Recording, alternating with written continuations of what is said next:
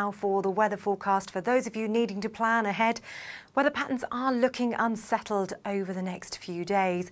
Let's take a closer look at how the weather conditions are affecting people from east to west across the UK.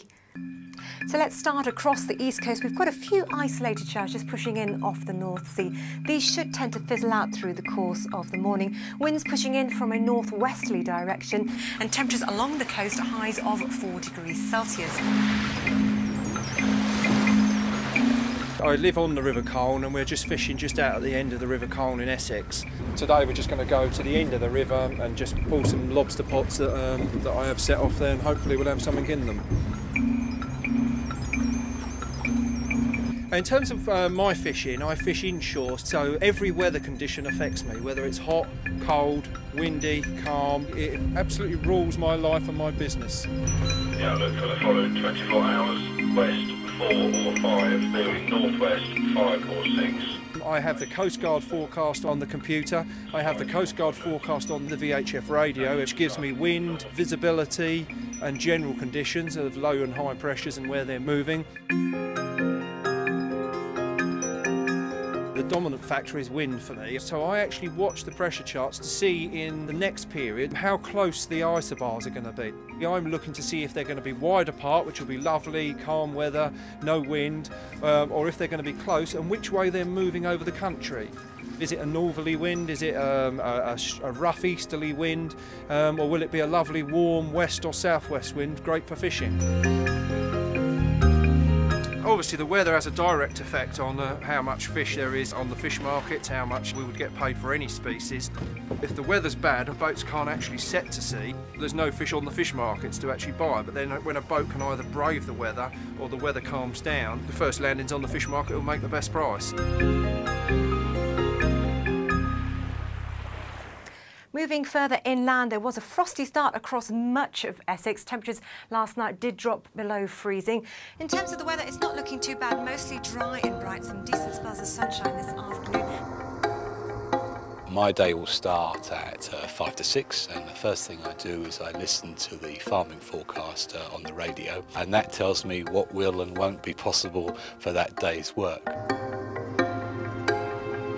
I work outdoors all the time, so the weather dictates what I can and can't do, as do the seasons. We're now in late winter, and the job I'm doing now is ploughing, and ploughing is turning the soil over to create a seed bed for the seeds in the spring. And that's very weather dependent, because if the weather is too dry, then it's too hard for me to get the plough in. If it's too wet, then I can't get grip on my tyres between the tyre and the earth, so I can pull my plough along.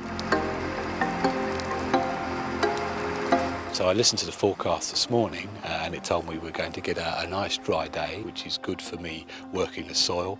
And I'm also told this weekend it's going to turn very cold and frosty, which will be ideal because I'll turn my earth over on the seed bed and then I'll get some frost action to turn that into a good tilth for putting seeds in.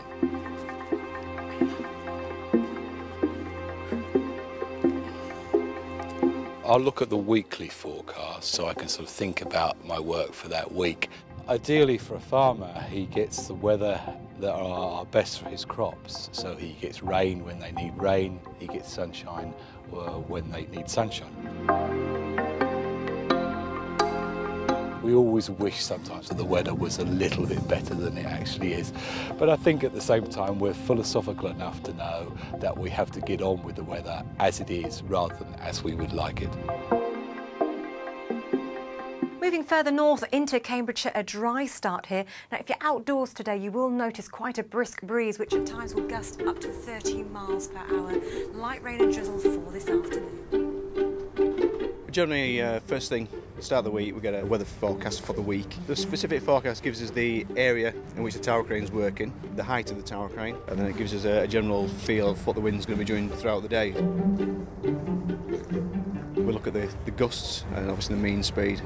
Well, 38 miles an hour is the cut-off for the tower crane wind speed. We generally look at 20 miles an hour for lifting general height, that's anything. Anything above that, then you will start thinking about the size and the configuration of what you're lifting. So you don't be lifting glass panels if the wind starts going up to 30 miles an hour, because you have less control. The forecast we have is for a gust speed of 31 miles an hour today, but just stood here looking down, I wouldn't say it's even that. As you can see, the conditions on the floor are a lot calmer than what they are in the air, so that's why it's imperative we get a forecast of the height the crane's working. We get the weather forecast, so that determines what kind of work we're going to try and achieve during the day.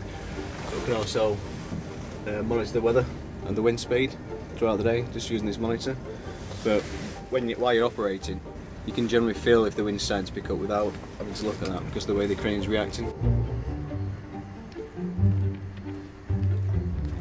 Obviously, because we're so high, we can see any sort of weather front coming in. Wind's obviously a big factor, but rain, especially if the guys are doing something water critical on the floor, we can inform them that. We can obviously see a bit of a weather front coming through, so it's pretty handy being up here, so you get a bird's eye view.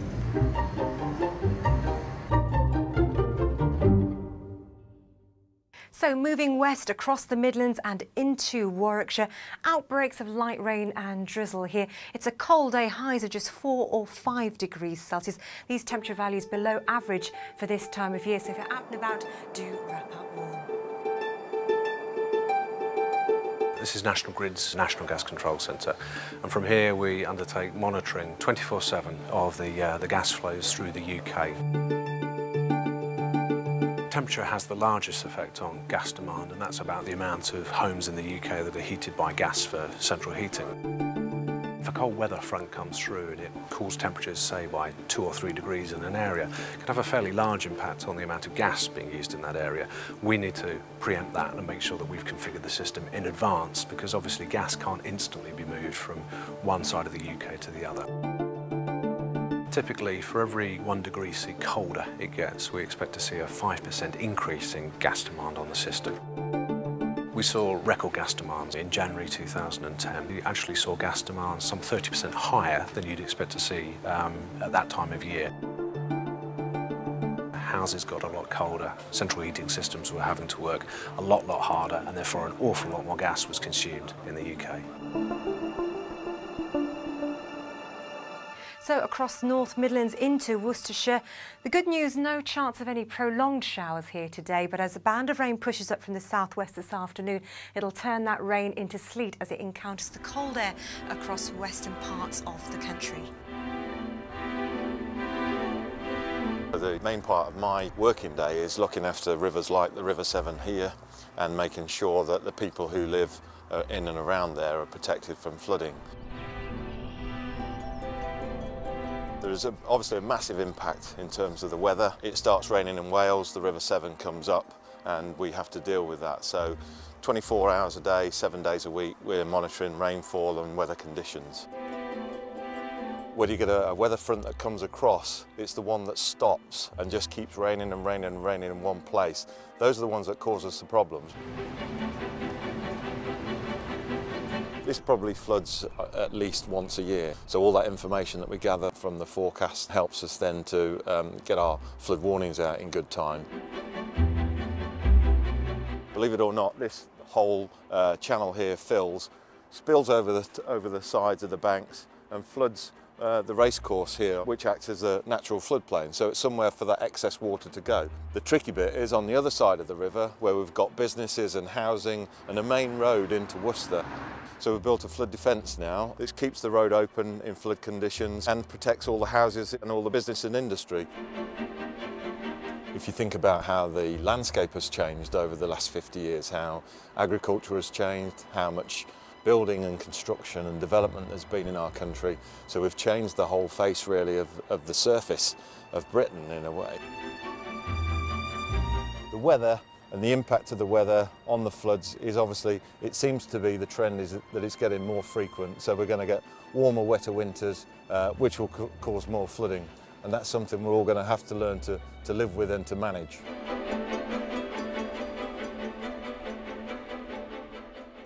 So across into Wales, overnight mist and fog slow to clear, so a bit of a grey and a cloudy start to the day, especially over the hills. But the clouds should break up, allowing some sunny spells to develop this afternoon. Highs of 4 or 5 degrees Celsius. Cold day today. Let's get kitted up.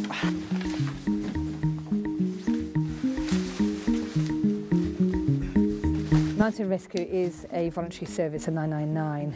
We do get called out in all weather conditions. We are prepared for all weather conditions. Usually the time when we're not called out is rain, because usually people stay indoors, but other times when it's cold, dry, we will be called out. When it's hot, dry, we'll be called out. People have either gone missing due to the fog and haven't worn the right clothing, or in the snow, or in the summer where they've just become tired, they've dehydrated themselves and they've become injured.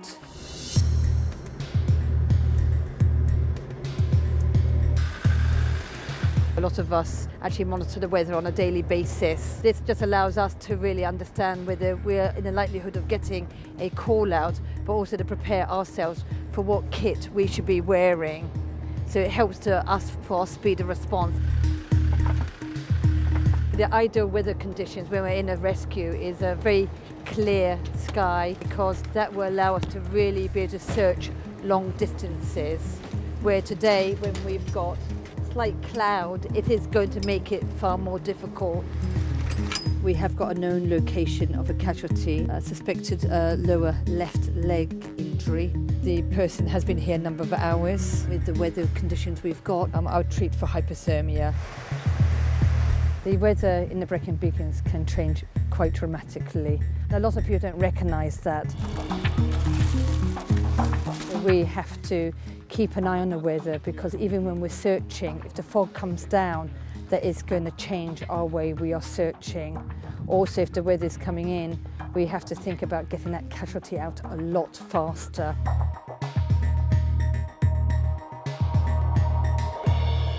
And across the west coast of Wales, we should hold on to the dry, sunny weather for much of the day. There's a light variable offshore wind.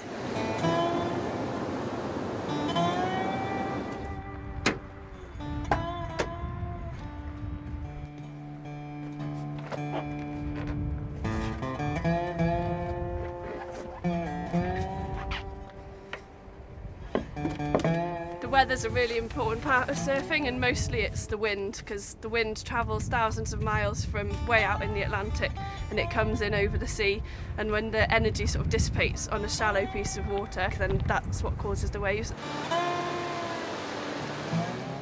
Surf forecast websites will give you the wind speed, the wind direction, the swell size and the swell direction, so you can check the conditions for the sport that you're doing.